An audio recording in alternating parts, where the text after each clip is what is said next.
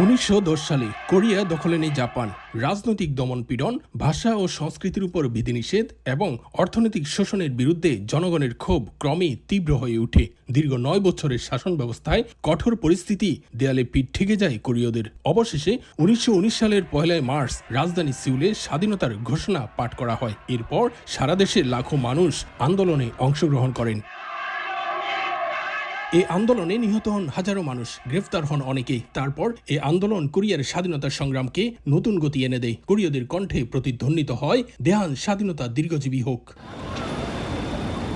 দক্ষিণ কোরিয়ায় প্রতি বছর 1 মার্চ দিবসটিতে জাতীয় ছুটি পালিত হয়। দেশটির 5টি জাতীয় দিবসের মধ্যে এটি অন্যতম। সরকারি ভবন ও সাধারণ মানুষের বাড়িতে জাতীয় পতাকা উত্তোলন করা হয়। জাতীয় পতাকা উড়ানো মানে আমাদের ইতিহাস, স্বাধীনতা সংগ্রাম এবং জাতীয় চেতনার প্রতি সম্মান প্রদর্শন। আমি বিশ্বাস করি আমাদের সব নাগরিক একসঙ্গে এই উদ্যোগে অংশ নিয়ে শহর জুড়ে দেশপ্রেমের অনন্য দৃশ্য সৃষ্টি করবেন। এদিকে সামিল জলের নাম পরিবর্তনের দাবি নতুন করে জোরালো হয়ে উঠেছে। শিক্ষাবিদ ও নাগরিক সংগঠনগুলোর মতে কেবল দিবস ভিত্তিক উদ্যোগ ঐতিহাসিক তাৎপর্য পুরোপুরি প্রকাশ করতে পারে না।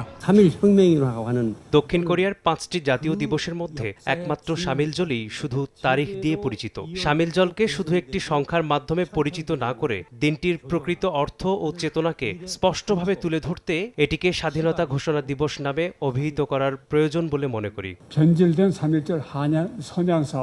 এই বিতর্ক কেবল নাম পরিবর্তনের প্রশ্ন নয়, এটি কোরিয়ার ইতিহাস চর্চা, জাতীয় পরিচয় ও স্বাধীনতার মূল্যবোধকে নতুনভাবে পুনর্বিবেচনার একটি গুরুত্বপূর্ণ সুযোগ।